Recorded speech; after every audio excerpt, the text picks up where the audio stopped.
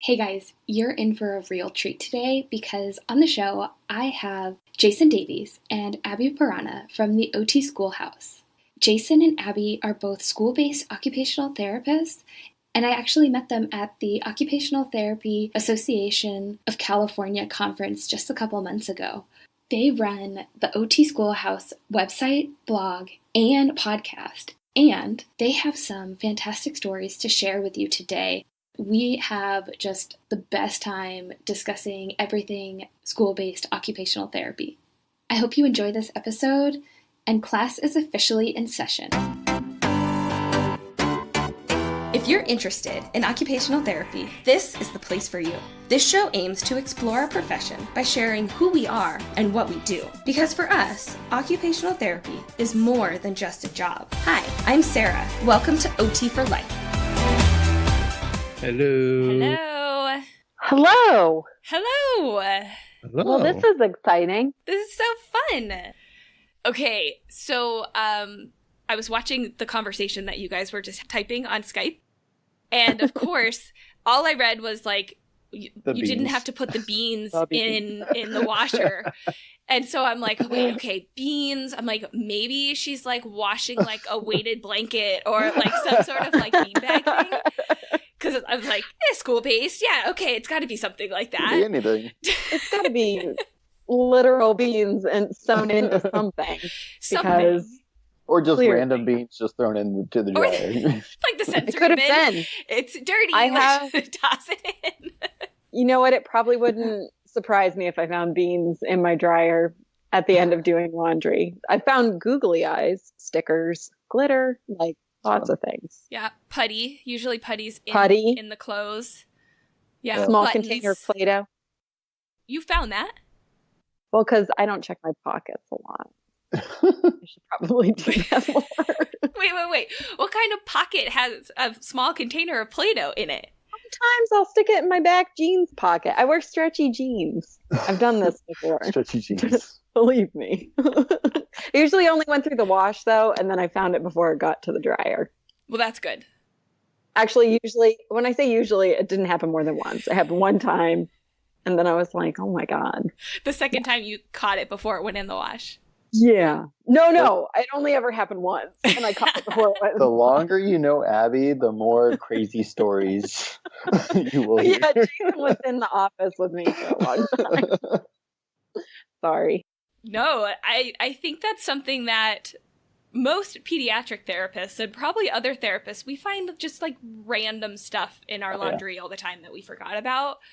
I just find stickers like everywhere. And I'll be like, where did that come from? I haven't even had these stickers in like 6 months, and it was just like magically appear somewhere.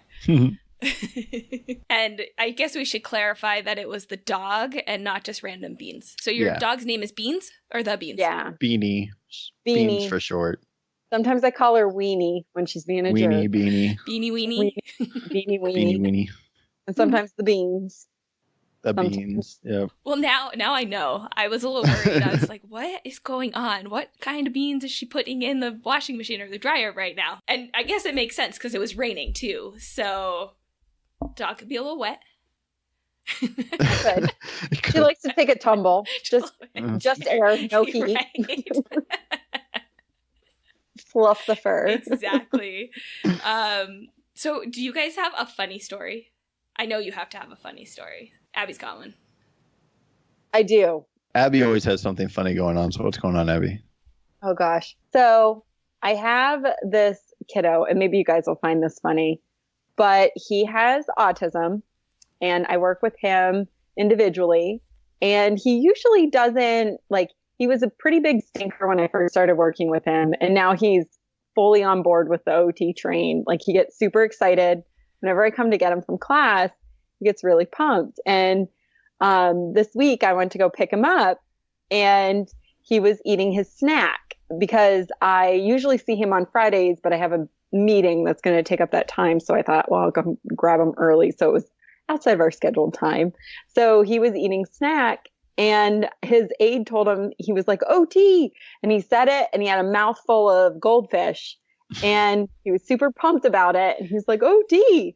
And the aide was like, no, you have to finish eating before you can go. And instead of finishing eating, he went and spit it Oh God, just spit it all out. and tossed it on his placemat and like brushed his hands off and walked OT. I'm done eating. I'm not waiting. Like, I'm not chewing this food. I'm spitting it out. That takes far too much time. That is fantastic. Grabbed his glasses. He was covered in spitty goldfish, and we went to OT. Oh, that and I sounds like a fun session. hands, and I was like, oh my God, this kid. But he, like, at first it was always nope, nope, nope. That's the only word I heard. Now he's just like all on board for OT, comes to OT, loves OT, to the point where he spit out his snack because he couldn't afford the time to chew it and swallow. Were they the multicolored goldfish? No, just regular. Just like the fact that he was like, And my guess is that goldfish is probably one of his preferred foods too. So the fact that he ditched goldfish for OT, I mean, that's huge. Yeah. I was like I felt like I had won because I will tell you, he used to run away, like all kinds of nonsense in the beginning of the year. Just say nope, and then he'd run off. Now he's like, OT, I gotta get out of here. Oh, that story just puts my story to shame. But I'll tell it anyway. I went to do an eval on Monday, and it wasn't the kid that I was evaling. There were the two siblings were there, both older. And the oldest sibling really wanted my attention, like the entire time. The middle one was like totally distracted with something else. And then the one that I'm supposed to be working with was just kind of like, what's going on? I don't get it, guys. And the older one is behind me at this point. And all of a sudden, I just feel like his head in my back. And I'm just like, oh, I think I know what's going on. Wiping his boogers all on my back. No. That's one thing I don't do, boogers. Back boogers. Yeah. It's awesome. Back boogers. You can't even, you're just spinning in circles trying to find it. Like there's no, you're just like, get it off of me.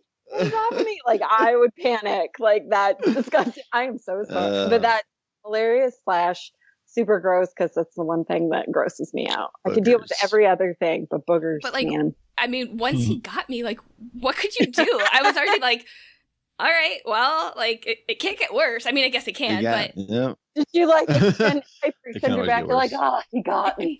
I know it's there. Keel over. Okay. I'm done. It can always get worse. I'm done.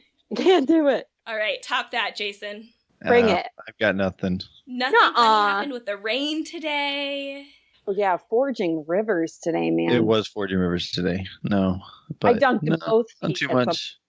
What? You what? Jayson, tell the story. This is one of my favorite stories because we used to work together. He told me this really funny story in Adelanto once. Oh my gosh. So Sarah, we had these kids who they're nonverbal. You know, this is a moderate to severe disabilities classroom, anything from more severe autism to cerebral palsy and intellectual disabilities. There were a few different levels. Some kids had some increased skills as far as, IQ was a little higher, but other kids were just really low. And so if this is for the podcast, I'm sorry, you won't be able to see it. But what the kids would do is they would smile at each other and they would give each other a thumbs up. And so they would wait for another kid in the class to give them the thumbs up. And then as soon as the other kid gave them a thumbs up, they put on like a really mad face and change it to a thumbs down. And it was just like their way of joking with each other. Like they were just like punking on each other with thumbs up and then nope, thumbs down. And so we had one kid he was the one who would start it. And he thought it was the most hilarious thing in the world until someone would do it to him. And then he just like had a meltdown. He's like, what? Why are you giving me the thumbs down? And so it was a big thing, the teacher had to take care of it. And it just shows, man, it doesn't matter what level kids are. They just want to have fun. Yeah, but don't dish it out if you can't take the heat. Exactly. That's right. Lesson learned. But yeah, it was just hilarious, man. You just turn, I'd see a kid giving another kid a thumbs up, and then all of a sudden I turned back into the thumbs down. I was like, what the heck's going on? Got my approval? Psych. Nope. Exactly.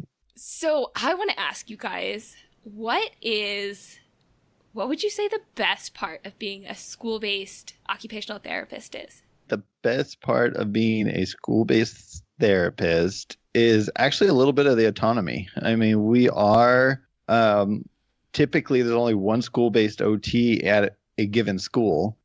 And so we kind of have it's kind of a win-lose type of thing, because we want that ability to work with other therapists, but sometimes it's also kind of nice being the therapist there at that school and having the ability to work with all the teachers and the kids, not have to worry about sharing a space, but okay, preschooler. At the same time, it's also it's also the worst thing about OT school-based is because there is no one there to really bounce ideas off of. And that's what's so cool about not only this podcast, but when we have a chance to meet up at conferences and stuff like that.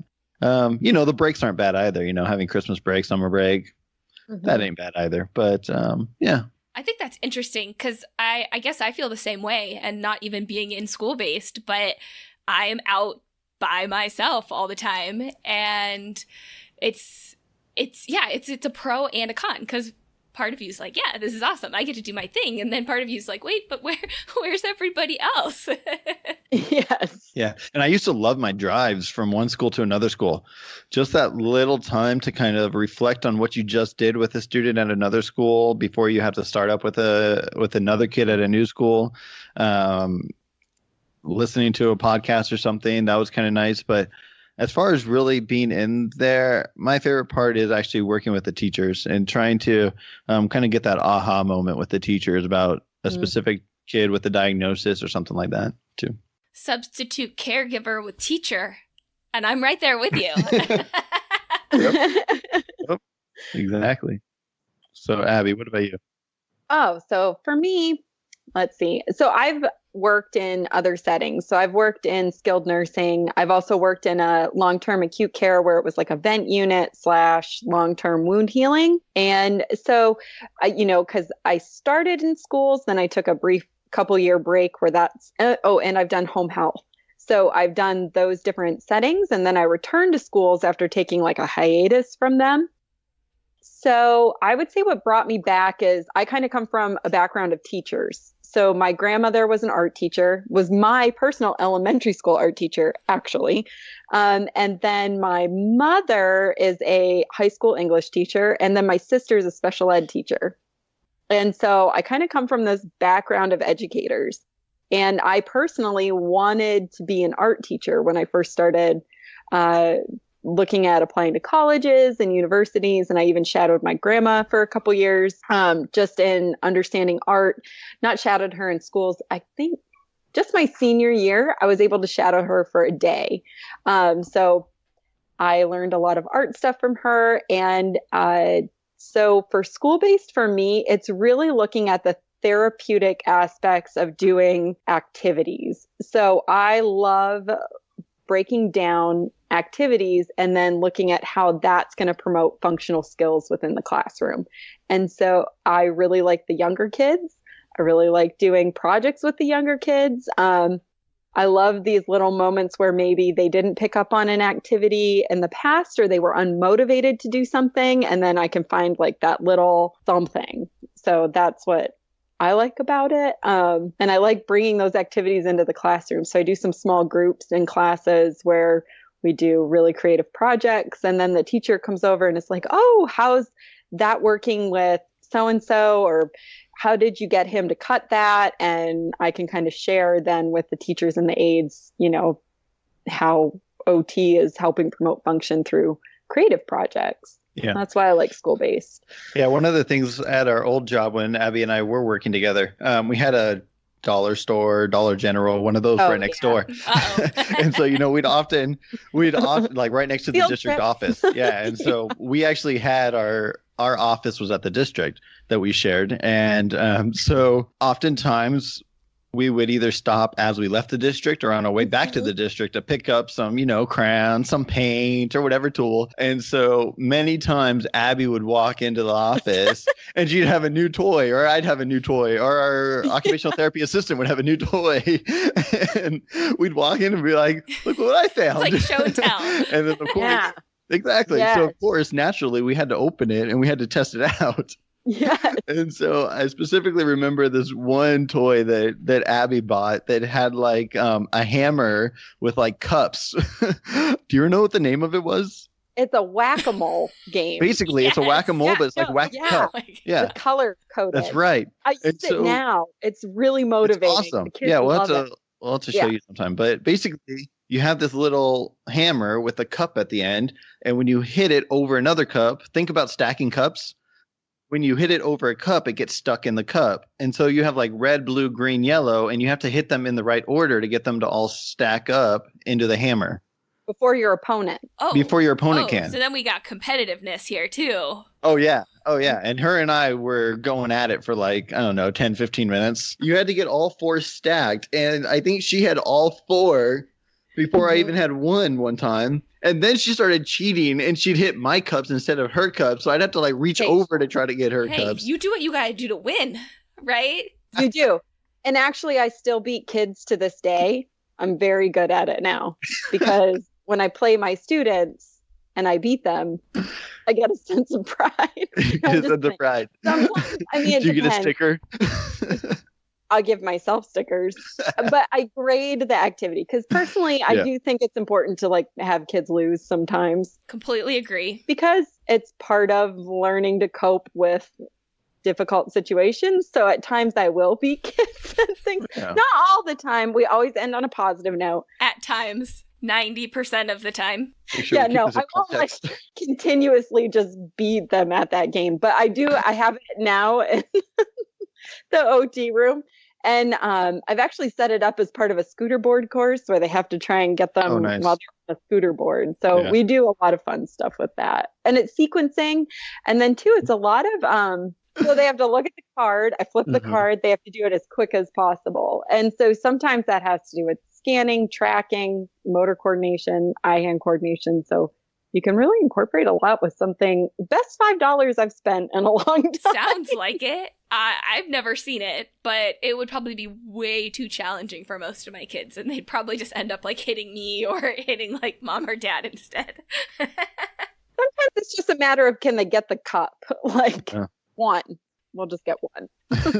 That activity sounds just absolutely fantastic. And you guys are either going to have to like show me later or like send over a picture or something, because that's absolutely amazing. You know what? We have a video. Yeah, I might be able to send you the video eventually of us playing it. Please do. So how did you guys meet? Adelanto. Jayson interviewed me for a job there. I did. That's the name of the district that we worked at. Adelanto Elementary School District is where we started working together. I had been there for a year or 2 before Abby came on, something like that. And so the program started up there with myself and our certified OTA. And then Abby joined us about 2 years later as our caseload continued to grow.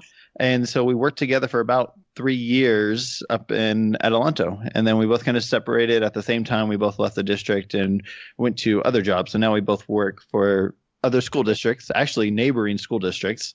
But we obviously continue to do the OT schoolhouse together. So yeah, that's kind of how we met. And it was a fun 3 years working together. And so we're keeping it going with the OT schoolhouse. And he's a tough intervieer. I was the one who interviewed her for the job, well, along with the rest of the team, the special education team. So it was hard to get her on board. She was a tough cookie to crack because she was looking for the right job. And so I know in the OT world, sometimes there's an OT shortage across the country, and school districts are kind of fighting over OTs right now in Southern California. And so right now you got to take what you can get, and you got to be able to put up the funds. You got to be on top of things. You got to be quick when it comes to hiring. Otherwise, they'll be gone. In fact, our district was just trying to hire 3 OTs And we ended up only hiring one because I think two of them accepted different positions. And so that's how quick it is. Like, people are moving.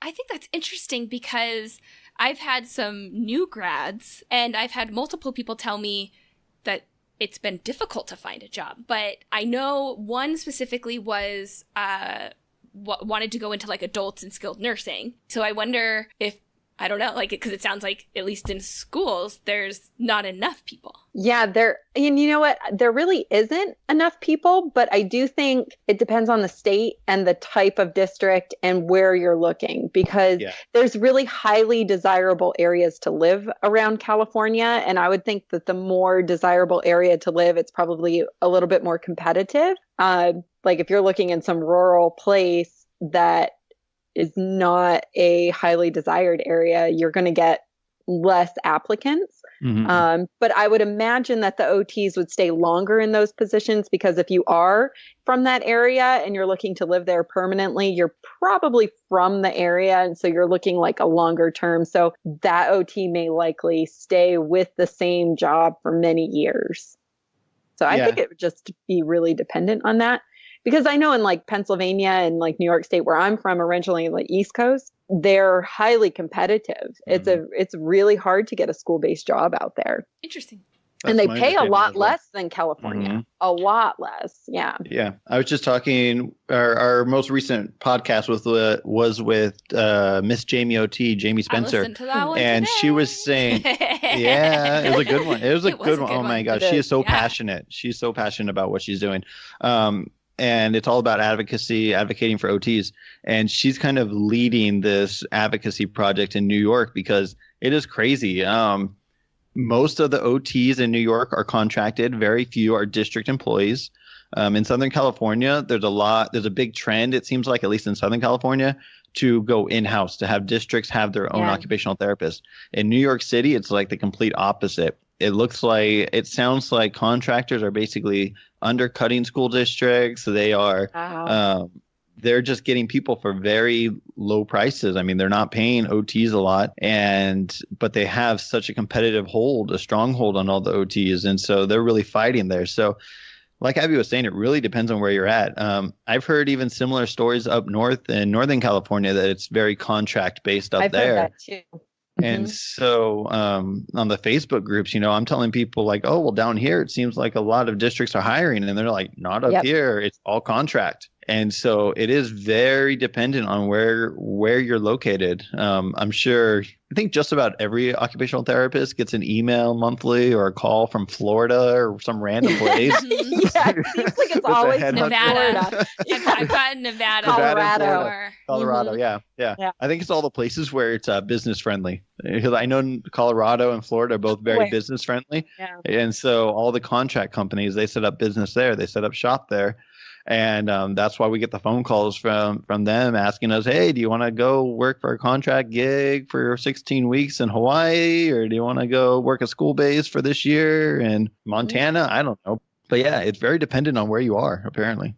Yeah, I feel like because it's been it's been more than that. It's probably been maybe 5 or 6 years since I've been in the schools. And I felt like a lot of them were contractors, and then there was a big push, again, in Southern California, to do more in-house of the therapists. And so it sounds like that has been continuing, and there's maybe less. I mean, you guys know this better than I do. This is all like hearsay in my experience from years ago. Well, like I can speak to when I've done contract work, because I actually I did my first job out of school was a position in Hawaii where I worked for a contract company, and they, set me up out there and whatnot. And then after that, I went and worked directly for the district. And then even initially here in California, when I first went back to school-based, I worked as a contractor. And part of the reason I did that was because part of getting into a district position is that you have to have letters of recommendation, and they almost have to come from a school district. But how do you get that unless you work as a contractor for at least a year? And so that's sort of why I ended up in that position. But what I realized was the amount that they charge the district versus what they pay the therapist versus what you make as a district employee. Huge discrepancy. Huge discrepancy. And it's not like it does not make sense for schools who are spending public dollars to pay a contract company. And then as an OT, I think I made way less than what I thought I was going to. And I think a lot of those contract companies, not that I'm, bad mouthing, they got my foot in the door. I had to kind of suffer through the first year of that. But they give you this huge hourly rate. But what they don't tell you with school-based is that you don't get the hours that you need to make an actual good salary. So it's kind of like, oh, travel anywhere, do whatever. And then you're kind of like, that's not what I thought it was going to be, because the cut that they take is rather large in not to mention. Yeah. And the reason that I chose to go from contract gig into district also is because of the benefits. And a lot of contractors don't do that benefits. Yeah. You might get, with a contract agency, you might get a match in whatever you put into your 401k, you might get a little bit of a match there. But when you're a school-based employee, you're either part of whatever system that, obviously this is state dependent, every state's a little bit different, but we have a pension. Yeah, I don't, honestly, to be fair, I don't even know what all that will look like, in 20 years when I'm ready to retire, 30 years, but I know it's there. And I know that it wasn't there. In the contract gig. I also know that my benefits are pretty darn good. Right. And so, plus you're just in a district, you feel like you kind of have a secure position there. You're not going to have to worry about the district losing the contract and all of a sudden, you're gone, because that's what's happening. Like I said, we're hiring one person. We're hiring a person to replace a contracted person. And that person found out a month ago that she's not going to have a job here. And, starting January 1st, basically. And so now she either, is she going to be able to go to another district, or is she going to go work in a clinic? What's she going to do? So it's unfortunate, but districts are starting to see the financial benefit of having in-house employees. I'm glad that you brought that up, because that's what I was thinking. And not only just for like the therapist and their own security, but then they also develop a relationship with the kiddos, with the teachers, with the school staff, with the administrators. And then all of a sudden it's like, oh, well, we're stopping that contract and we're going to ship you off somewhere else. And the staffing company is like, hey, I'll fill your time. It's no big deal. But then that therapist and the kids and the families and the teachers and everybody else are just kind of SOL on that one. It's like, all right. And then they might bring in another very good therapist, but it's just in a disruption. I think staffing they have their place for filling. Absolutely. Because there is a shortage. They have their place in filling difficult to fill positions. But for the OT, I would say just be very wary and ask a lot of questions when you go to work for a staffing. Like if you decide that that's the route you want to take, where you're going to do those things, do your research, do your homework on those agencies, ask a lot of questions, because you don't want to end up in a weird situation. Absolutely. So one of the districts down here that, again, the district that I used to work for as a contracted agency, they have basically that contracted agency has been in that school district for about 10 years now. They have a full staff from the same agency of about 10, 15 therapists. That's more secure. If you go into a school and they almost work for the district, because that's how close they are.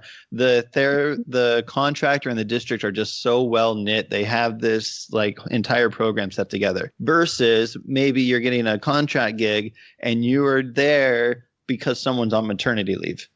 Well, you need to know that, because that's not likely going to be a permanent position, So like Abby was saying, you need to ask the questions, what does my future look like here? Am I going to be here for 3 months or for 3 years, or what does it look like? So I asked you guys what the best part of being a school-based OT is, but what is the worst part?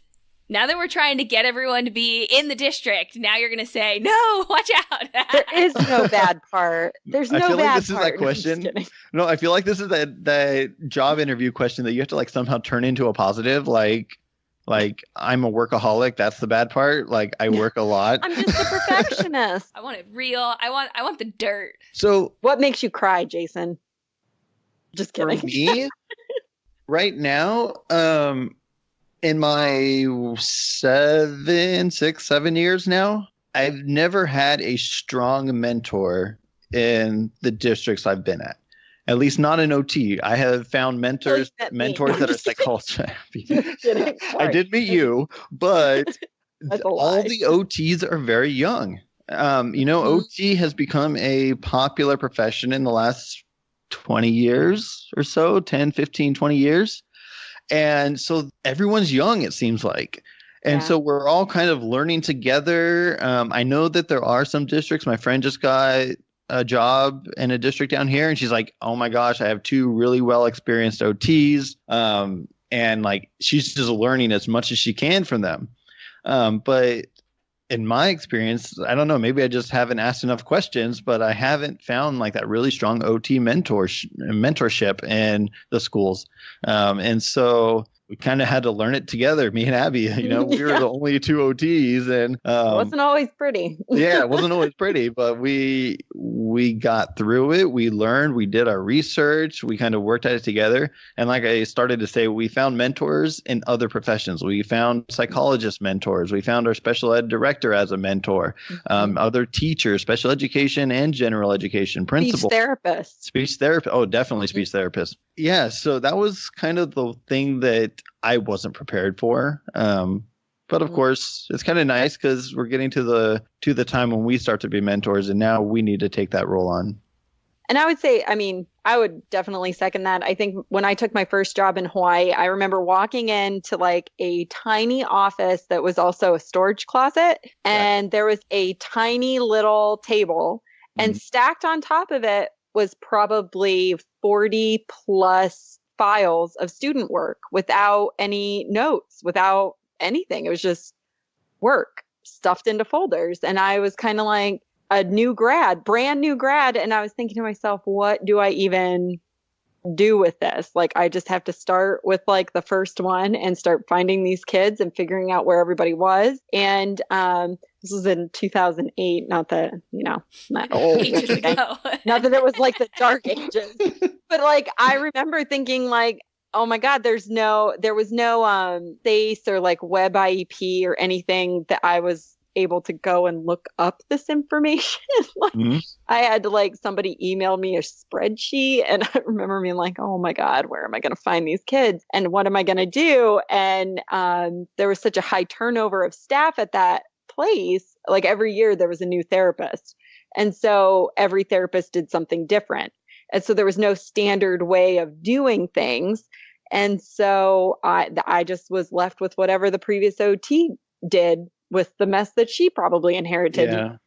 And so I was just kind of like, okay, but I'm a new grad. And so I remember just writing god awful goals. Like just certain things that flashbacks. Anyway, but I would say one of the most challenging things too is just OT is new to schools. Like in the scheme of special ed is new even to schools. When you really look at when IDEA and everything started, the education system is always changing based on politics almost. And so it just constantly is changing, and whatever new thing comes out, you as an OT have to adapt to that. But even our role in schools is constantly changing. And so you're just always, well, that meeting went like this, and it's so gray, and there's no standard score that says they don't qualify for OT. So you're always just kind of throwing your opinion in, and it's very difficult. It's extremely gray. And so kind of working within that gray area to provide services can be quite challenging,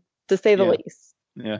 And it's interesting because changing jobs within the school-based system, even if you don't change jobs, even if you just go to a new school in the same district, it can be so different. Everything changes.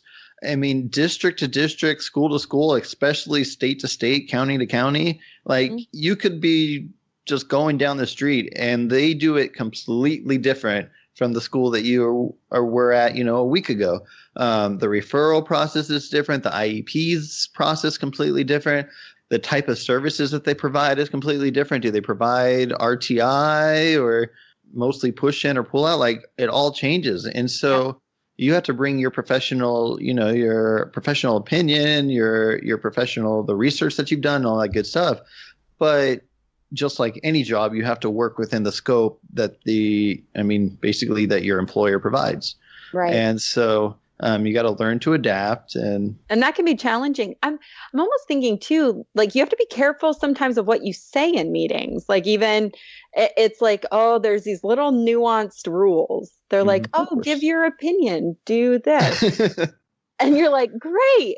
They're like, yeah, maybe word it this way. Like I was thinking, like I saw a kid and I suspected possible behaviors relating to difficulty with ocular motor skills. Well, then it's like, if you bring it up, are you recommending a vision therapy assessment? Oh, or then the district is now responsible for paying for that, even though it's kind of more of a medical issue.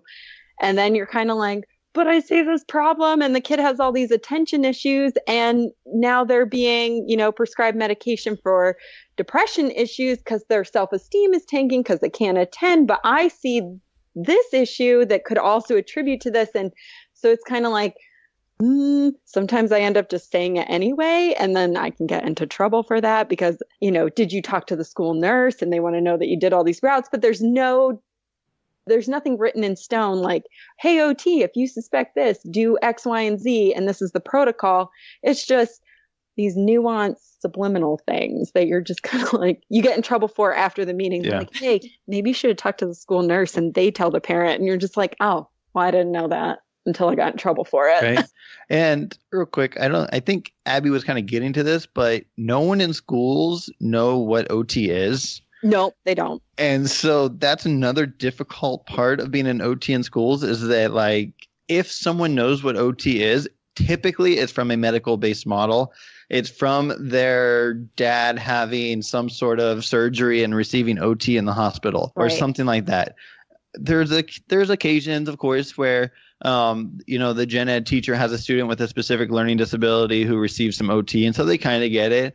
But even then, it's like, you're the handwriting and pencil grasp specialist. Yeah, they don't know what occupational therapy is. I actually had I got a response. It was like, really? When I told a teacher, I was like, well, there's some organizational and planning difficulties going on with this student. I can work on, how they can organize their work. And they're like, you can do that? I was like, yeah, that's an occupation. That's part of a meaningful occupation that the student needs in order to access his school curriculum. So yeah, I don't mind working a little bit on that. Like, oh, okay. Sounds good to me.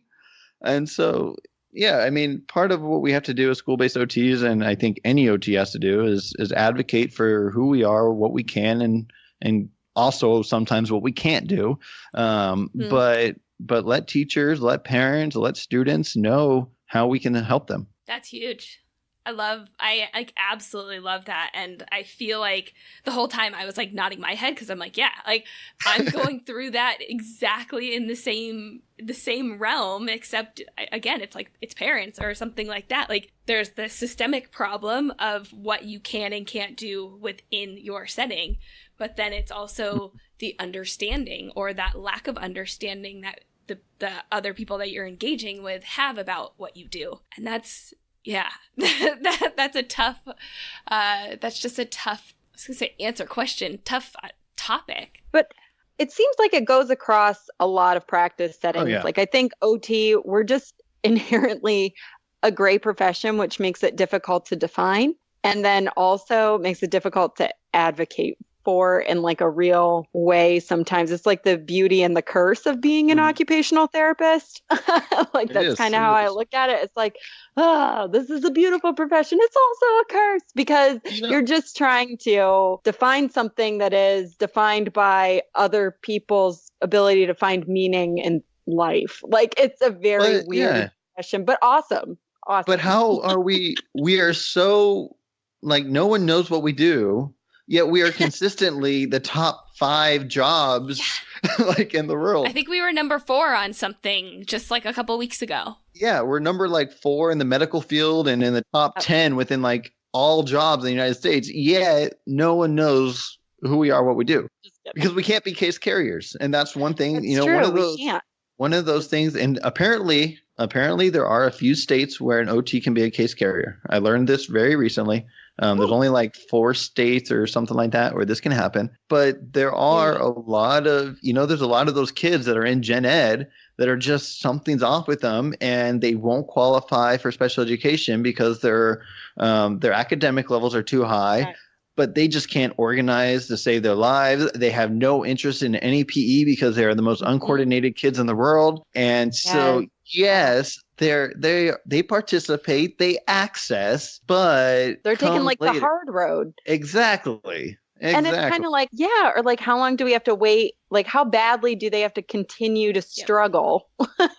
And that's because I can think of a couple students like this too, where it kind of broke my heart, where it's like, they don't qualify for anything by the definition of special ed and services and OT and PT because they're meeting standardized assessments. But you can see them struggling in class and they're getting further behind, but it's low. And it's like progressing over years. And you're just watching it slowly slip down.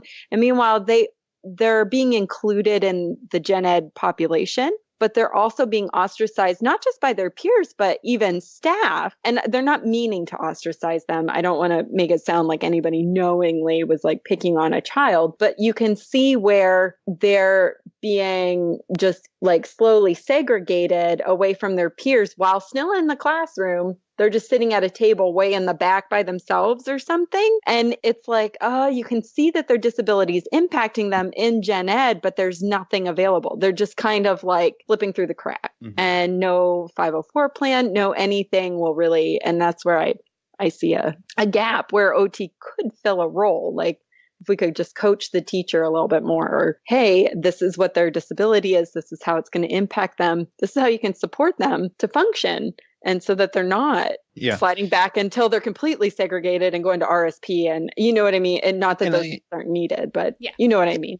And for the school-based therapists out there, I just want to say real quick, I think that we need to do a better job at the end of our reports in giving not only, because every time you go into an IEP, the parent, the advocate, the lawyer, whoever, even the special education teacher, the first thing they do is they look to the back page to see if he qualified for OT. So it doesn't matter what you say in the first 8 pages or however many pages you have, but on that last page, that's the page that everyone wants to look at. But we don't do a good job at putting recommendations that aren't necessarily services. Like Abby was just saying, maybe that kid doesn't need OT, or maybe he doesn't qualify for any other services, so he can't get OT. But we can still recommend different things to the teacher, and potentially, depending on the school district, follow up with that teacher to make sure that they understand those different concepts. That doesn't necessarily need to be a service on the child's IEP. That can be more like kind of an RTI level 3 type of thing, or potentially a 504, SST, whatever your school is using. So, but again, the school districts don't know that we can do that. And so they just wanted to say whether or not the kid needs help with handwriting, sensory processing difficulties, or cutting skills. But don't you feel like that kind of goes back to, Abby, what you were saying of like, if you make a recommendation, if a recommendation is coming from an occupational therapist, that means they need therapy to address that. So it's like, I'm not saying I agree or disagree with what you're saying. Like, it's just like, if you say they need this, well, you're saying that, so clearly they need OT. Yes and no. So IDEA, tells us that, actually, sorry, not IDEA, the California state guidelines at least, and most of the states have guidelines. If you haven't seen your guidelines, you can head over to otschoolhouse.com/guidelines, I think. And we have a little clickable map. That is true. The clickable map is helpful. Yeah. So we'll send Sarah a link to that so she can put that up. But, oh, sorry.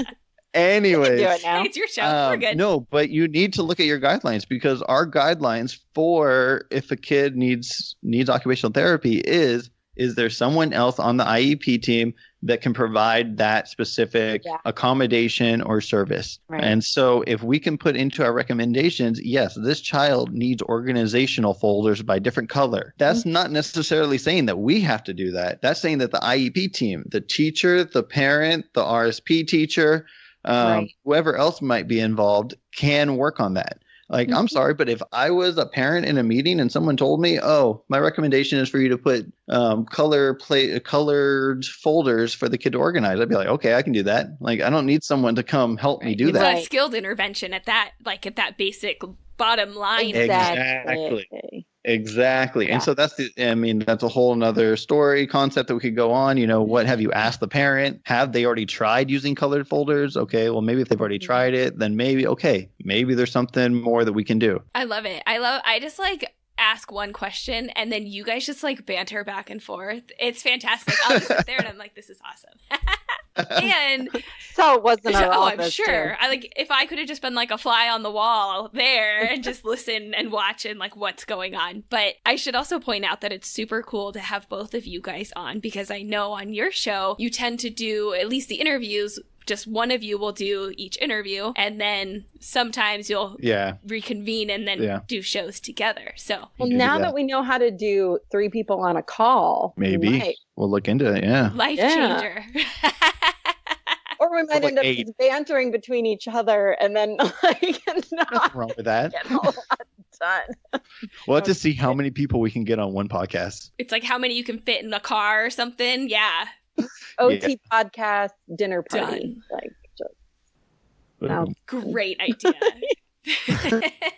So let's see. Let's go. I want to go back a little bit more into your guys' backstory. And Abby, I know you were sharing a little bit about how your family was all sorts of different people or different professions, I should say, that are all somewhat relatively intertwined with OT. But how did you guys, or when, or how did OT pop into your mind, pop into your realm, into your space? Mine was my dad.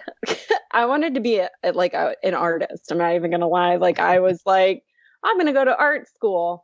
And I still paint and draw, and I still do a lot of things more as like a hobby based. And I still incorporate as many art projects as I can into therapy. Probably selfish reasons. No, I'm just kidding. If it doesn't benefit the student, I don't do it. I mean, child-centered first. But no, my father was just kind of like, hey, I think you should look at anything other than art school because you won't make any money and that's really expensive and you're going to be taking out student loans and you got to pay those back someday. So a very practical man in my life, my dad, just like look at something else. So then I went to the guidance counselor and I remember like looking like at psychology and social work. And then eventually I saw occupational therapy and I had no clue what it was. And I was a senior in high school and I was just kind of like, I don't know what this is. And it was like ticking down, getting closer to the spring and I hadn't like applied anywhere. So my dad had a friend who was an OT, but was now like running a hospital. He also had like a hospital administration background. So he got me into shadow an OT for a day. And she had this little girl with cerebral palsy. And she had her on a therapy ball and she was doing stamping, like making an art project with potatoes that they had cut little stamps out of.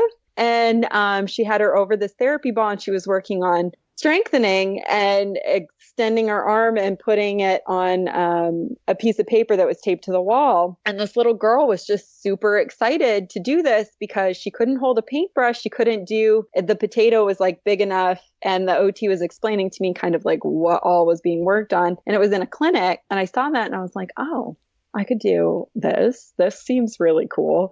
And she also did like some work with, it was this weird rural hospital where she had this outpatient clinic. So she had kids coming in, but she also had like a truck driver that had rolled his truck over his arm and she was doing wound care for him and like shoulder rehab. So it was just this crazy experience just seeing her for a day go from like the truck driver to the little girl to like another kid that came in for sensory integration therapy with her assistant. Like it was just these weird things. And so I thought, oh, I think I could do this. This seems cool. So I applied to a program and got in and never look back. Well, sometimes I look back. Sometimes I'm like, maybe I'll go back and get another degree or whatever. That's looking forward. Yeah. But that's how I fell into it. And I like it. Not bad. It's not a bad profession. No, not at all. That's pretty good. Living life to the fullest.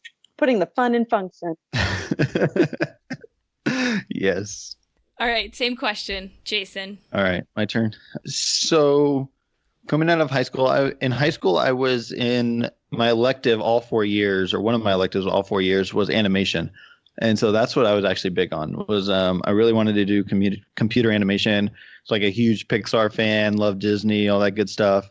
And so that's honestly what I thought I was going to do. My sister, so I graduated in high school in 2006. My sister became an occupational therapist in 2004, 2005. And so actually it was through my sister that I learned about occupational therapy. And so I graduated from high school, didn't know where I was going to go to college, ended up going to a JC junior college down here in Southern California for 2 years. And I took a mixture of I was interested in psychology. So I did take some psychology, sociology classes. And then I also took animation classes and film classes actually too. So I kind of didn't know which way I was going to go. And then but I did know I wanted to go to USC. And looking at USC, they had the #1 film school.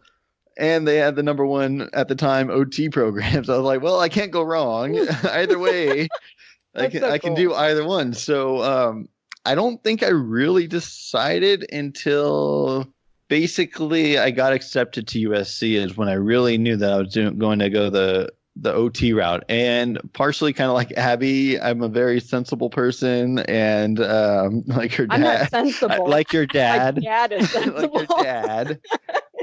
And going to USC, you know you're going to have student loans to pay. So, a little bit. I mean, that wasn't the only thing. I had, like I said, my sister was an OT, so I had put in several, I know it sounds like a lot, but hundreds of hours at a clinic in Pasadena. And which is a sensory integration type of clinic. And I'd volunteered there during their summer clubs. I was going in once a week, twice a week for a full day to shadow and help out there. And so I got a lot of experience there. I enjoyed seeing the progress the students made.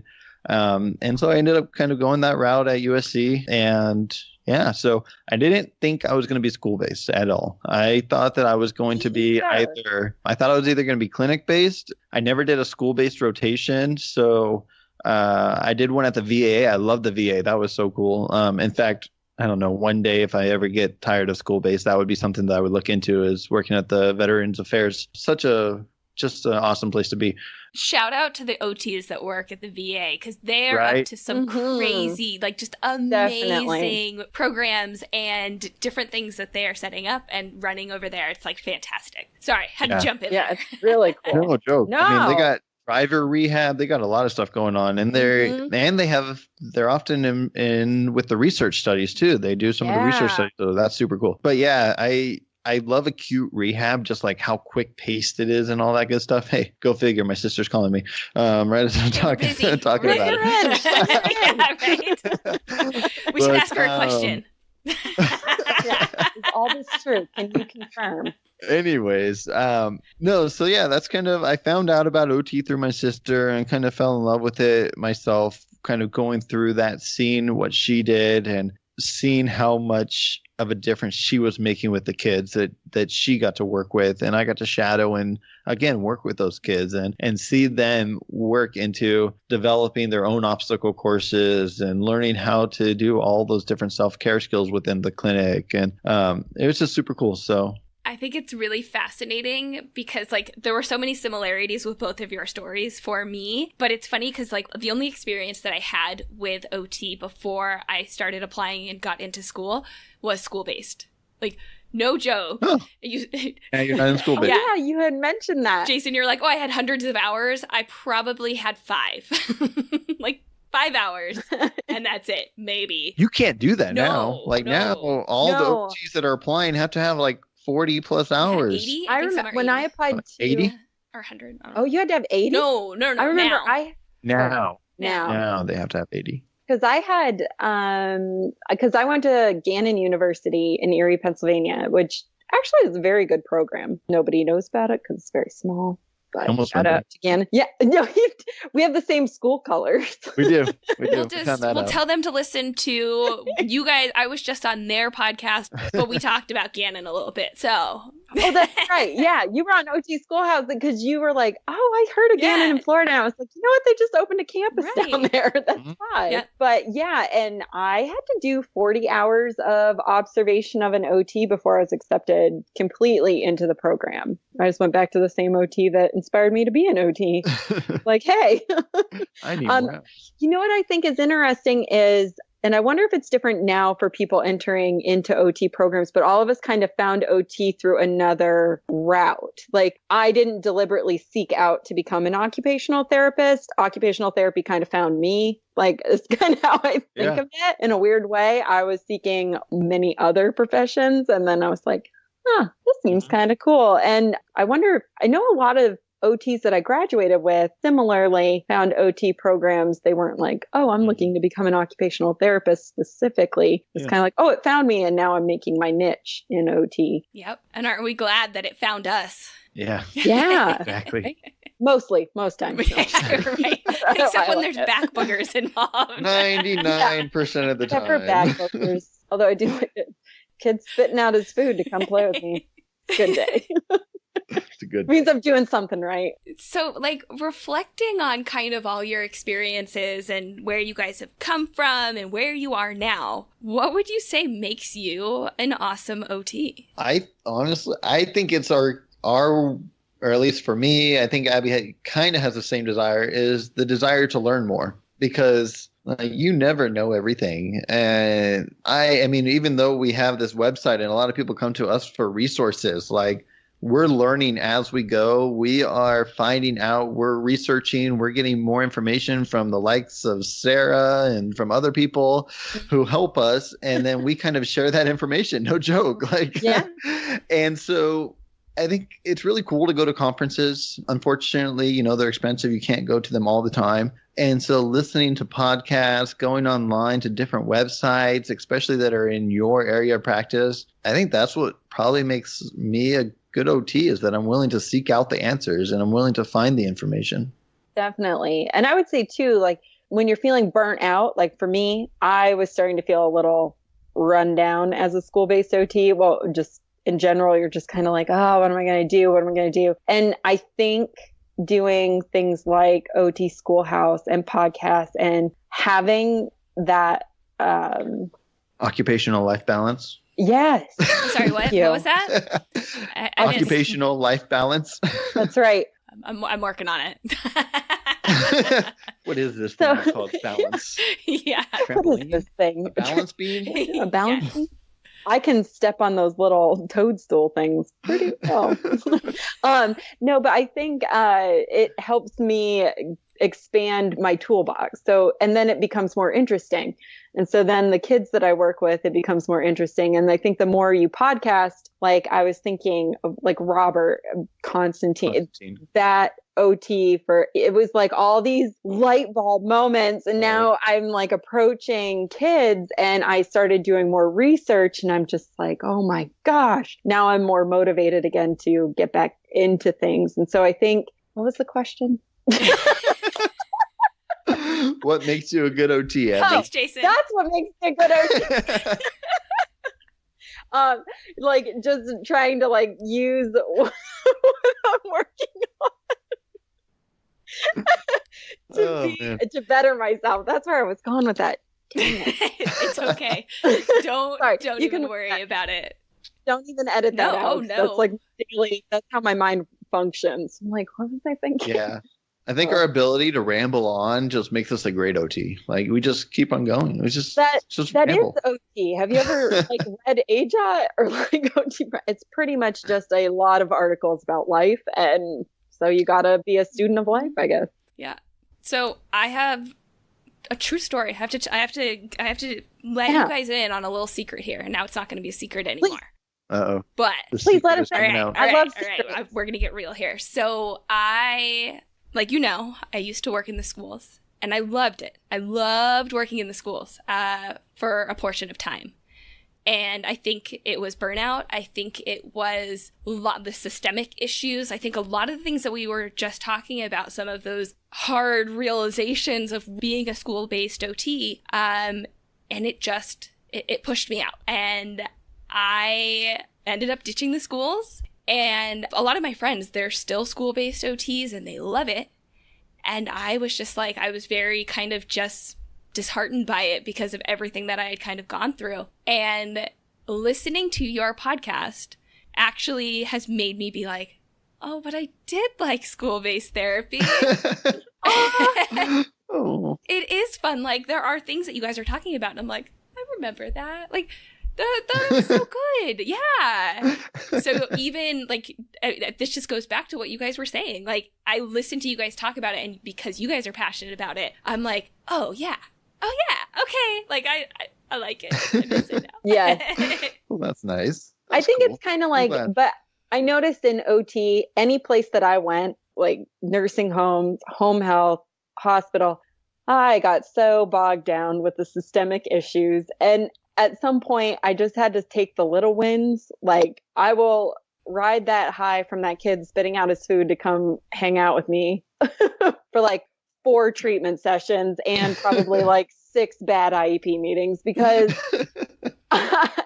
in those moments, in those meetings, there's, you know, and I realized too, like, I can only own my own stuff. Like, I can't, the parent's going to come in, their advocate's going to come in, they're all going to have their own stuff sitting at that table. The teacher's going to have her own stuff, and the administrator is going to be dealing with the pressures of their stuff. And so I can only deal with like the little microcosm that is occupational therapy in that meeting. And my burnout was stemming from wanting to manage everybody else's stuff and please everybody at the table. Like, okay, I got to keep admin happy. I got to make sure that the teacher's happy. I got to make sure the parent and the advocate are happy. And if you do that every time, holy smokes, like you will get burnt out way fast. And so I just started being like, no, you know, I'm going to focus on the treatment sessions and like what the kid's doing today. And at that meeting, I'm going to give the best representation I can of what I think OT is doing and what we're benefiting the student with. And that's all I can do. And, you know, those are my recommendations. And here you go. This is all I can offer. I've done my best. Right. But it's healthy. You got to do, do you. Oh, but if you don't, you'll drive yourself crazy, which I have. I've conversations in my mind. I've like practiced and rehearsed things. Like, it's just not good. But I think if you can try to like frame it like that, you get less burnout. Yeah. And I mean, doesn't always work. And we haven't really talked about it yet today, but the caseloads in schools, everyone complains about the high caseloads. It's too high. And, you know, it's tough. And inherently, as OTs, as human beings, we don't want to let anyone down. We especially don't want to let the kids down. And we want to get every session in. And so every time we go to an IEP, we feel terrible because we're missing therapy sessions. And one of the ways that I have to help myself get through it is to remember that it's not necessarily my fault. I am doing a job that this district is hiring me for. It is not my fault that I am at an IEP instead of seeing 3 kids. I will make up those sessions when and if I can. And if I don't, you know what? I'm sorry, but that means I need help. And that is the school district's fault, not necessarily my fault. And of course, I'm not saying that there aren't times that it's my fault or that it is my fault, but I feel like that's one of the things that often leads to burnout is feeling like you can't get everything done. Yes. Yeah. And you got to remember that the school district doesn't always put you in a place to get everything done. And so if you don't get everything done, you can't put it all on yourself. And you need to send out those emails and say, hey, I have 25 missed sessions, you know, in the last 3 months. And I'm sorry, but I was in IEPs. Here's my calendar that shows exactly what I was doing for the last 3 months. And as you can see, the only time to see kids was when school was out. That doesn't work. Exactly. And so, I mean, they don't take it. A lot of schools are completely resistant to moving to workload. They want to stay caseload. And an 8-hour day is only 5.5 hours because of lunch and school's only in session and recess. And then you have to hope the kid's there. That's true. Yes. So there's not assemblies or whatever. There you go. Field trips. And not to mention, how many schools are you at? I mean, I'm at 3 schools now, and that isn't a lot of OTs are at a lot more schools than that. And so, we want to put all the blame on ourselves for things that happen in the school district, but we have to remember that we're in a system, and systems can be good and systems can be not so good in various different realms. And so yeah, you just gotta, you can't put all the fault on yourself when something comes to missed sessions or good or bad reports or how many pages your report is. Like, I mean, in the grand scheme of things, you got to know that you're doing what you can for as many students as you can. And I am like just listening to what you were saying. Like I'm so happy that you guys decided to do a podcast and specifically focus on school-based occupational therapy, because I think there are so many just unique perspectives and unique things that are happening within that realm. And like just as you were talking, Jayson, I'm like, yeah, like everyone needs to hear this. Like anyone that's in schools needs to hear that sometimes it's not your fault. Most of the time it's not your fault. Mm-hmm. Most of the times you have way more kids that you have to see and all these other things that are being unloaded on you, dealing with the mounds of paperwork from the therapists that were there previously, or you have teachers that are shuffling in and out. You have substitute teachers that you're trying to deal with. And I mean, every day is different. Every minute is different, and you're always constantly shuffling something around to do the best work that you can do. And I feel like through your podcast, you guys are able to reach so many people and say like, hey, it's okay. We're all learning. We're all going to get through this together. And here are some strategies. Here are things that we've worked with. Like, here are some challenges that we're facing. What do you guys have? Like, what can you share with us? Yeah. As well? Yeah, and that's the whole point of the podcast, honestly, is the kind of we are not self-proclaimed experts in school-based therapy. Like that is not what we're saying. I mean, Abby's been in it slightly longer than I have, but we really haven't been OTs a long time, and we haven't been in school-based a long time. We're just trying to be better. Yeah, we're just trying to get better. We're trying to help others. And we understand that school-based OTs like don't have that mentorship. They don't have people to bounce ideas off of a lot of the times. And so we're trying to give school-based OTs. What we do have as school-based OTs is a lot of time in our cars to listen to podcasts. So that's what we take advantage of. That's our strength in the IEP that we're kind of going for. And yeah, so we're just trying to, let people know that we're here and ask people questions and give some people our opinions and ask people their opinions. So whose idea initially was it to start the podcast? Jayson's. I think so. Yeah, the podcast was definitely your idea, I believe. How? Why?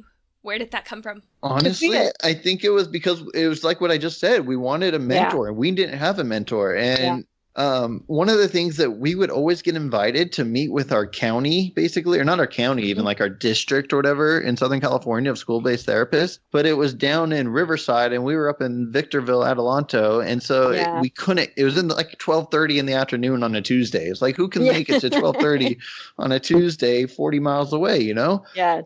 And in LA, that's a big difference. Oh, gosh. Definitely. And I think too, that was interesting because I grew up and went to school on the East Coast, and he was schooled on the West Coast. And so just even me being sharing the office, we, between the two of us, had debates over how to approach certain treatment ideas, mainly sensory integration. Like I was not real keen on that. And I remember we would have these debates, and it was really interesting because I gained a lot of knowledge from Jayson. We both just from having different opinions and interactions and discussions about it. And so originally we didn't do a podcast. It was just kind of a blog kind of thing. And it was just going to be like a resource site. And then Jayson was like, this would be really good as a podcast. And there's not a lot of podcasts. And so it was just, there wasn't any actually. Yeah. And so it was kind of like, ooh, that's pretty cool. And then and I think both of us too, because we lived, or we didn't live. I lived about an hour from work, an hour and 15. Yeah, and when there was snow on the ridge or a fire on the ridge, it was like a 4-hour drive. And so, you have to go through Moreno. You have no ideas. I know you listen to a lot of podcasts, Sarah, but I had 4 hours almost a day. Well, not quite. Basically driving time to listen to podcasts. And so we both, Abby and I, loved. Yeah. Well, and similarly, I used to do home health. When I first moved out to Barstow in the high desert, I did home health, but I went all the way to Palm Desert, Yucca Valley, Joshua Tree from Barstow. A long ways. all the way down to Redlands and San Bernardino. I was all over the place. So I was always listening to podcasts, and I was like, So anyway, both podcast fans. Okay. So Jayson, you had the idea. You approached Abby with it. And since Abby, you had been listening to podcasts, you were like, all right, no big deal. Like, let's try it out. You weren't just like, what? That's a crazy idea. I was thinking that sounds awesome, because I think at that point we didn't have that big of a following on the blog that much, right? No, it was like we were only getting a little bit of traffic, and it was like, how do we reach people in a different way from other OTs? Because a lot of OTs do blogs and have websites, and so it was kind of like, how do we reach other school-based OTs in a format that's going to be for them? And Jayson was definitely on board with the podcast. Yeah. Like he podcasts. We also like the idea that, personally, I'm not a very good typer, writer, anything that has to do with putting words on paper. And so but I'm a great talker. I like to talk. So kind of goes well with a podcast. But also one of the things that we kind of wanted to do, and we're doing a little bit now, is to make professional development more accessible. Mm-hmm. And so we are dabbing into that with the podcast a little bit, is providing professional development. We are allowing any occupational therapist to basically listen to our podcast completely free, just like 99% of podcasts are, through Apple, iTunes, or podcast app, or whatever app they use. I use Overcast. I'm a new convert to Overcast. I just switched like a week or two ago, so trying something a little nifty, All right. different. A little different. So, but anyways, yeah, so we're trying this whole new thing. You can listen to our podcast completely free. And if you would like to actually earn some professional development for listening to our podcast, because we do often have specialists on our podcast, or Abby and I, we do some research, and we do enough research that we feel comfortable that the information that we're giving you is valuable and is valid. And so we do feel comfortable in providing that continuing education or professional development certificate. And so after you listen to the episode, you can go onto our website. You can pay a small fee that allows you to basically say, I listened to the podcast. You take a short quiz, which basically proves that you listened to the podcast. And then we send you a certificate of completion. Yes, we have, as school-based therapists, we often have December off for part of December, and we had the summer off.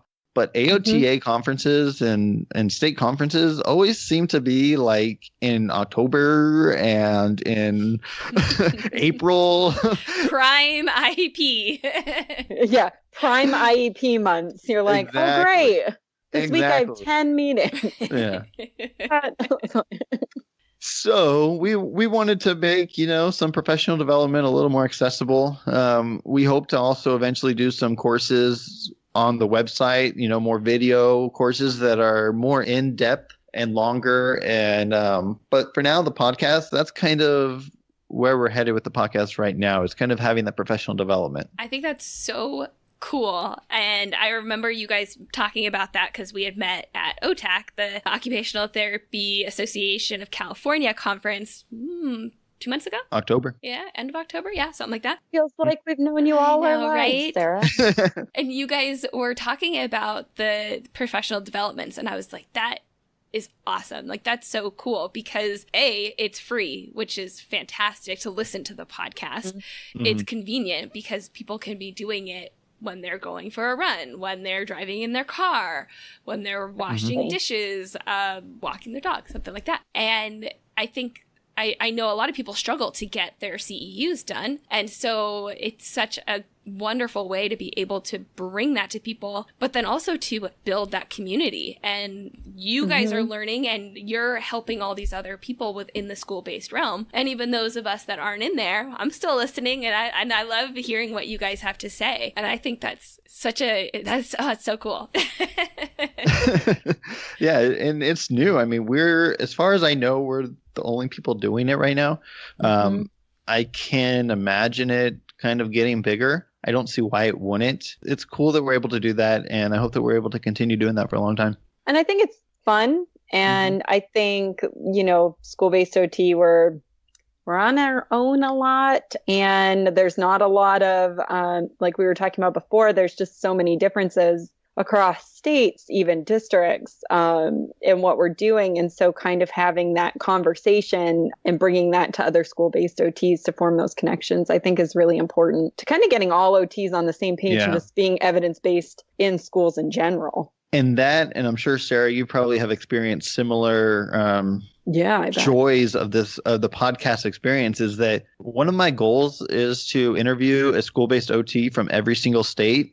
And like, I kind of want to do that as a summer project and just be like, every state, tell me about what does school-based OT look like in Oregon? What does school-based OT look like in Texas? But even further than that, like we've gotten emails from someone in Macau, China, that emailed us and asked us about school-based OT questions. Awesome. It's like, what? And then, I'm sure you have a podcast, kind of some of the things that you get to see behind the works. And you get to see that people in Australia are downloading your podcast. People in the UK are downloading your podcast. And you're just like, your mind is just blown. You're like, people are listening to me. Like, why the heck are people listening to me?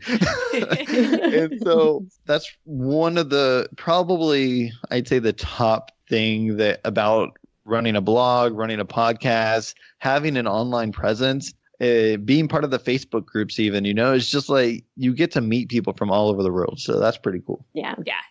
That for me as well, like best part, hands down, it's just getting to meet people, getting to connect with people. And even if like you guys are fantastic and I love that I've gotten to connect with you guys, but then also like the guests that you guys bring on, I'm like, wait, who's that? Oh, I want to hear more about that. Like, that person sounds fascinating. And it's just like a constant wealth of information of people and stories and connections. And I mean, I'm a podcast junkie too, so I love it. Yep.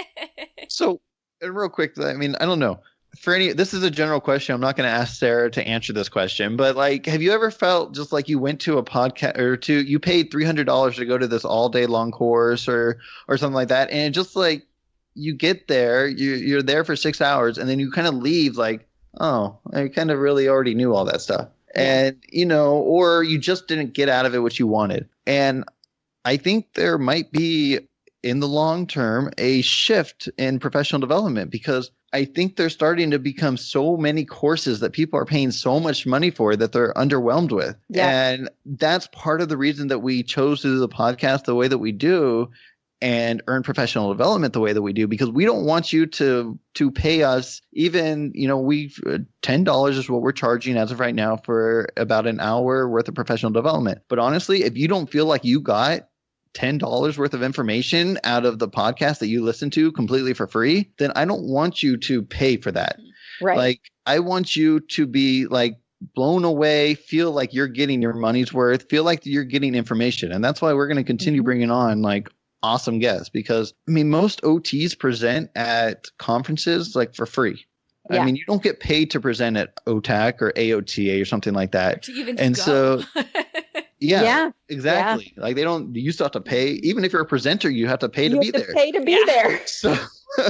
So, of course, unless you're like the keynote, of course, but anyways, so we just want access for everyone to have access to these brilliant therapists, because to be fair, we're all trying to help people, right? And so we all need to have access to the same information so that we can help kids. So that's what the podcast is for school-based therapists that want to learn more. Well said, Jayson. I have nothing to really add to that. Ditto. Think about it a long time.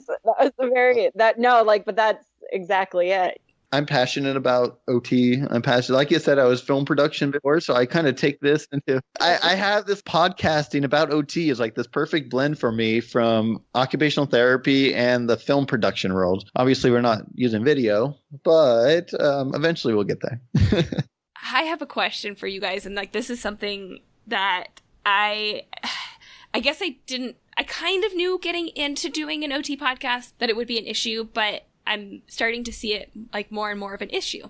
I love podcasts, and I've been listening to podcasts for a while, but a lot of people that I am interfacing with now and that I end up like talking about podcasts or telling them even about mine or somebody else's, they do not listen to podcasts.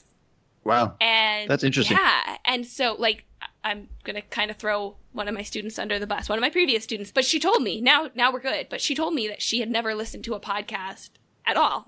Not like OT, nothing, until I told her to go listen to an episode of Brock's at Occupational. I was like, you have to go listen to this. This is a fantastic episode. And she went and listened to it. And she was like, just so you know, like that was the very first episode of a podcast I've ever listened to. And so I know that like all three of us were so passionate about it. And we listen to podcasts all the time. But how do we bridge the gap to get more OTs that don't necessarily listen to podcasts start listening? Because they're not going to be listening to us right now. I would say one is just showing up and keep making podcasts. I would say two, podcasting is relatively new in the scheme of things, relatively new. It's been around a while, but it's catching on. It's a hugely popular, growing entity. What am I trying? Yes. Platform. Oh, that's a good word. Platform. Media Thank platform, you. yeah. So I think that it's just a matter of, because I didn't start listening to well, no, I take that back. I was listening to podcasts when I worked in Hawaii, like 6 years ago. But I also was listening to like Audible, and I like books on, I keep calling them books on tape, but essentially they're not on tape anymore. They're on my phone. Yeah. So I think I've always been a big fan of that, though, like audiobooks. And I consume, I like listening to podcasts while I make dinner. I also am a big NPR junkie. So I'm big into talk radio. And I always have been. So I think people that automatically like that format will go with that format. But I notice more and more of my friends, particularly with like cereal. That was one thing. Like, one of my friends, that was the first podcast she listened to. And then suddenly it was like, oh, cereal. Now I got to listen to, most of it is true crime, my second passion. But I think that it's just a growing field. And once you get the bug, and there's something for everyone. But I also feel like a lot of people that then listen to podcasts. So a lot of OTs that listen to podcasts don't listen to OT podcasts. So it's like, oh, that's true. We have one problem that OTs aren't listening to podcasts. Then we have another problem that OTs are listening to podcasts, but they're actually not listening to OT specific podcasts. So real quick, I just typed in podcast stats on Google. You got 64% of Americans have heard a podcast, 44% have ever listened to a podcast, and 26% listen on a monthly basis. But as far as what we can do, I think one is we can put it on every platform available. We now upload our podcast as Facebook videos so people can listen on Facebook. We have it on just about every single platform. So you can basically tell Alexa to play the OT Schoolhouse podcast. You can tell Google to play the OT Schoolhouse podcast. You can listen to Alexa. I'm going to use my grandparents when I go home at Christmas. I'm like, Alexa, play OT Schoolhouse podcast. See what happens. I mean, putting it up on YouTube. I mean, like people are searching YouTube for OT stuff. And so if they search that, they will find out, oh, hey, look, there is an OT for Life podcast. I didn't know about that. But they wouldn't search for it in the Apple Podcast app because they don't look for it there. But if it's on YouTube and they type in, school-based OT onto YouTube or even onto Google, because YouTube's owned by Google, then even if your podcast is an hour long, it's just a picture of something, they at least are now hearing, oh, hey, what's this? And where do I find out more about it? And so I think that's one way.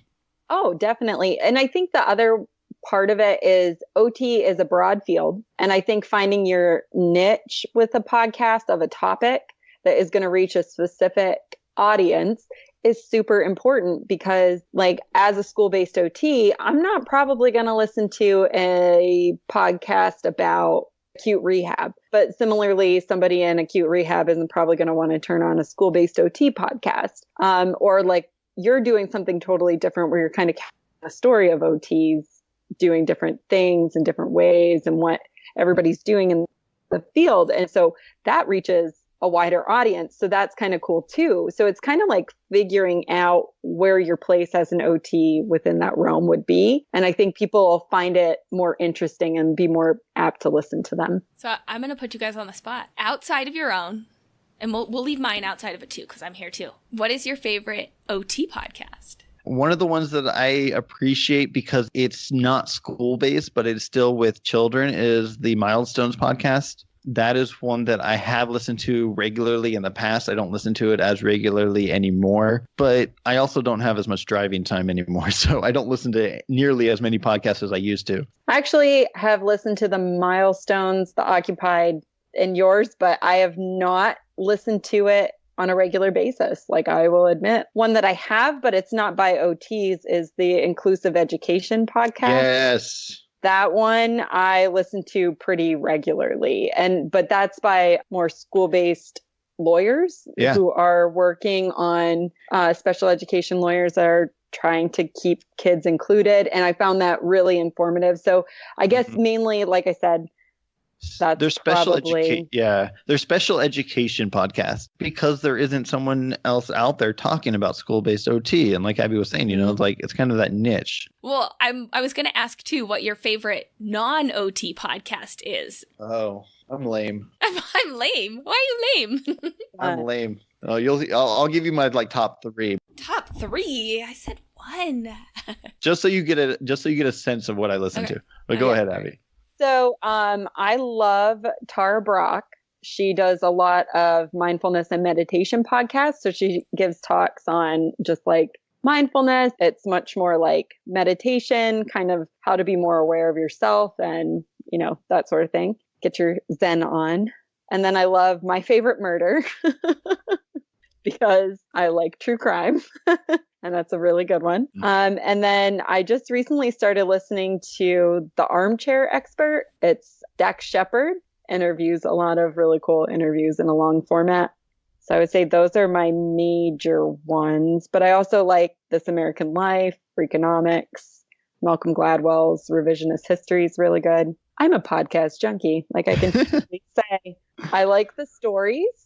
I love stories, and I like anything with a good story or where they're interviewing an expert. And so that's kind of what inspires. I think OT Schoolhouse, we try and interview a lot of experts or who we think is an interesting story too. Yeah.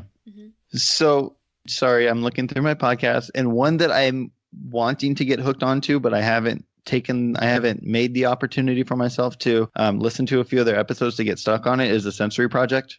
That is an OT one. Yes, I did hear about that. And I just haven't pressed play yet.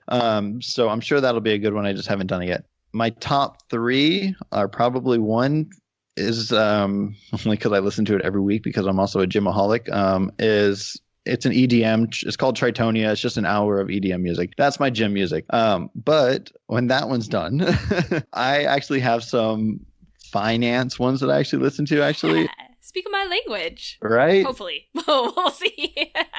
Well, I dab a little bit in stock trading, so I will often listen to either Mad Money or Fast Money. Both are CNBC programs. And then the other one that I would probably say is my top is Smart Passive Income, SPI. I feel like you can learn a lot by asking people what podcasts they listen to, because most of those I don't listen to or have never listened to before. And so I was asking a question just out of curiosity, but then I actually started writing them down because I was like, okay, hold on. Like, I should probably check out some, if not all of these, because that's just fascinating. I feel like I have like this it's like meeting the family, It's like what podcast do you listen to? Right. Oh, okay. That's true. It's true. Right? It is true. Abby and I would often go into the office and be like, have you listened to Serial yet? Yeah, seriously. And I was going to say, I think I've been listening to Smart Passive Income podcast since their very first season. That was my first one. But then I was just kind of like, I fell off the bandwagon for a little bit. And then I think it was Serial. And then that inspired my true crime passion. But I think podcasts are an amazing format. Like it's just and it's like an equalizer. You don't have to be some major continuing ed company. You don't have to be, you can just be a plain Jane OT with a mic and the sweet headset, and maybe not even sweet. I mean, just a headset. Okay. Yeah. And an idea, and you just start reaching out to people, and it's just a really cool thing. It's like, I can do this. I always said, like, if just one person would listen to it, like, that's all I want. Of course, I'd love to have more people, but like if one person listened and got value out of the words that I was saying, that's it. Yeah. Right. Yeah, no joke at all. And it is really cool, when you have someone that pops up into their Instagram story or something and say, "Oh, hey, I'm listening to the OT for Life podcast, the OT Schoolhouse podcast." Like, it kind of makes your day. You're like, "Oh, wow." You're welcome. Yeah, I right. did it today. Right? And you I was honestly, like, sweet. yeah. Like, you get done working with a patient, you're done, you get to your car and you kind of just look at your phone real quick and you're like, "Huh, that was a terrible session with that kid, but an OT listened to my podcast and got something out of it." Or you read a review and you're like, that wasn't my mom or my best friend writing that. That was like I an didn't actual pay other them to do therapist. that. Right. Fantastic. All right. I know we got to get going. I feel like we could just keep talking and keep talking. We could. But like I mentioned, I gave you guys the shout out today. I Yes. went back. Thank you. You're welcome. I went back and I listened to episode 1 Oh, gosh. because I What did haven't we even even done that talk about? it was The yeah, assessments. yeah, writing, like basically Oh. like how you guys go about it, because I just think it's fascinating to listen to a podcaster after they've had a couple episodes, and then you go back and you listen to episode 1. And so I was like, I want to know where these guys started. And I wanted to know, like, Yeah. what did you guys actually say in episode 1? So I listened to it today, and Uh-huh. I have to tell you guys killed it. It was Really? an amazing episode. Hey. Like, I was just sitting there and I'm like, wait, this is their first one? Like, the audio was great. The content was great. I was like, I'm ready to go write a school-based report right now. I can do it. Yeah. Well, that's good to know. I think that first episode, we had kind of already written up like a blog post about it. So like the research so. was done. I'm pretty sure, even though that was the case, I think we recorded basically a full episode and scratched it and redid Oh, that that's first true. episode. Yeah, we did. Because just Oh. turning a blog post into a podcast is not easy. No. It's a different skill set. And Yeah. I think just learning to talk to each other and not make it sound strange. Uh-huh. Or like just even the intro is like, who's going to talk first? You're going to talk first. I'm going to talk first. Yeah. That's not a natural thing at all. Like it's very weird to start. It took a good, 7 episodes before I started getting used to my voice. Mhm. It's the one thing, working full time and trying to collaborate between 2 or 3 people to put an episode together. That takes time, and I applaud you because you're coming out with 1 to 2 episodes every week, and we're like struggling over here to get an episode out every 2 weeks, and it's tough. And everyone out there listening, you should be very appreciative. See, now I can't talk. Appreciative of Sarah for what she's getting out on a continual basis, because it's awesome, and she's working full time on her own. I mean, you're self-employed, right? You're doing everything on your own, and so. It's fascinating. It's amazing that you're able to get out a podcast while making that money over with your real clients. That I'm sure you're giving 99% of your time to. Yeah. Well, I can't take all of the credit because my husband does help me too. So thanks, Ray. Okay. All right. So my last question. If you only had one word to describe occupational therapy, what would it be? That's tough. Yeah, is this Jeopardy? Yeah, right. Would you like it in the form of a question? What is life? I mean, honestly, you can't really put it in one single word, I feel like, but that's tough. You got anything, Abby? One single word. One word. That's it. One of my guests that I just recorded with wanted 2, and I was like, no, you get one word. Okay. I would say, oh gosh, it sounds so cheesy and Oprah when I think it though. Oh, just go with it. Being. Yeah. I was going to kind of say living or life, kind of similar experience. But to be fair, I mean, we help a lot of people live. And I mean, of course, you would say living to their fullest capacity. But if you're going to give us one word, being or living or some form of experiencing, maybe experiencing. Occupied. can't use the word. You can't use occu. Is that a word on its own? You can't use the word to describe what you're talking about. Yeah, you can't use part of the word. What is occupational? Occupation. No, no, I would say being. Oh man. I love asking this question because what I find when I do these interviews, everybody has so much to say. There's so much to be said about occupational therapy. And then I get to the last question and everyone just stops. And they're like, I don't know what to say.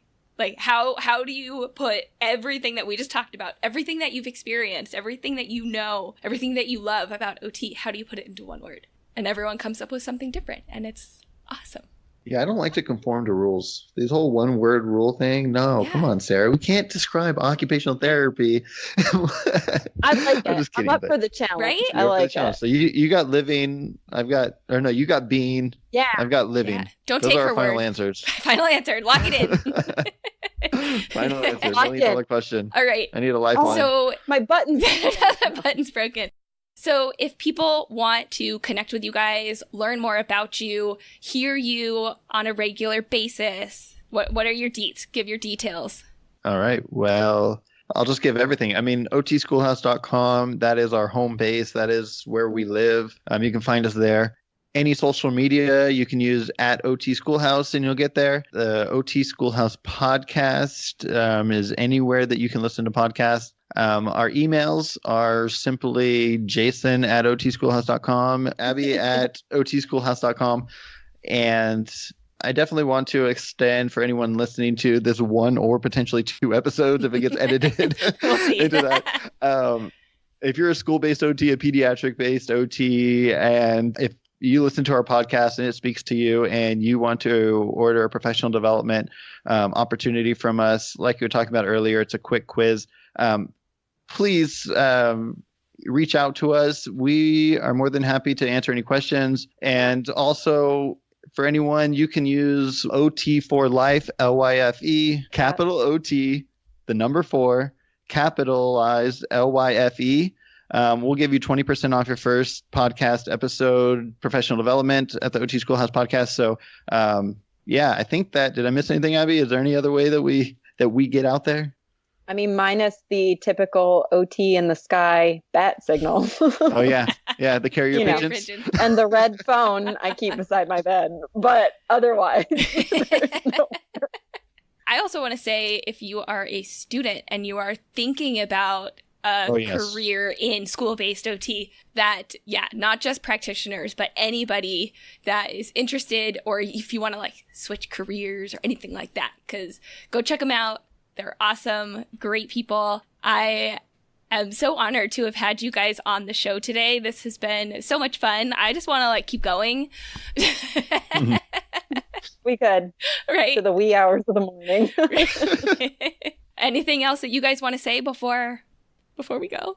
Just thank you. Thank you for having us on. It's very different being on the other side of the mic, I guess you could say, not the one hosting, being able to express some thoughts to a different I keep wanting to ask audience. questions. Right? Right. Sarah, what is your one word for occupational therapy? Ooh, I don't know if I can say that yet. Oh, that's coming for episode number like 23. Yeah, I think I have to wait. It's going to be the big reveal. It is. Like your 100th episode. Yeah, because... Are you going to just collect everybody else's words and put the first letters all together and create one big word to describe? Supercalifragilisticexpialidocious. So, there we go. That's my what word. I want to do... I'm going to sound them all out. I haven't done it yet, but what I want to do, and I don't even know like the right term for it, but like if you've ever been at a conference and they have it where you can like connect to the speaker and they ask questions and then it like pops up. Have you ever seen the ones with the words? And every time somebody says the same word, it gets bigger. Yeah. Oh, yeah, I have. Thank you. Yeah. So I'd love to, down the road, I'd love to do that and get them to all start popping up and have that somewhere. I think that'd be cool. I think that would be cool. All right. Yeah, I think that's everything. Thanks, Sarah. Oh, we got. Awesome. So much fun, guys. I loved it. Thank you for having us. Really fun. Appreciate it. Okay, guys. Well, take care. Thank you so much. And we'll be in touch. Have a good one. All right. For sure. Bye. Bye.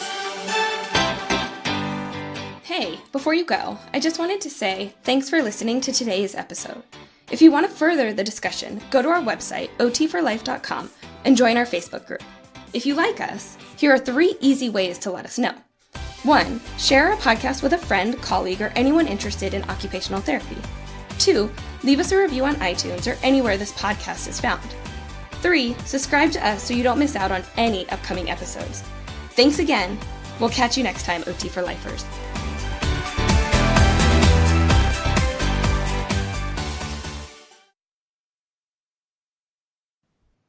Oh, of course. I was just going to start clapping before every recording, regardless.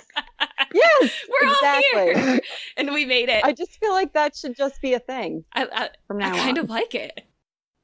Welcome. Yeah, every now Why and do I then. say that like I'm an occult member? Okay. Welcome. Welcome. Every now and then you've been on for like. Thank you for joining us. Sounds really creepy. I hope we're okay. recording all of this. Oh, don't worry. We got it all. Cute hair, by the way. Thanks. I had to well, it's raining. There's like nothing done. And I used to bleach it and now I don't. And so I'm growing out all the nasty parts of it. So it just looks bad all the time at this point. Like I kind of have almost a mullet. I'm waiting for Abby to answer. Oh, see, I was waiting for you to answer. Oh, okay. As far as school-based OT, Yeah, right? And that's It's like, okay. not That's a all whole of other us work in conversation. schools, Yeah. I'm Abby. just kidding. Maybe we should edit this out. No. No. Crap. What was I just gonna say? Oh man, dang it. Uh-oh. Where'd they go? I don't know. We were talking about the podcast. Favorite Yeah. podcast? I had a salad for dinner. Oh man. No, that I had something so good to say, and it just went poof.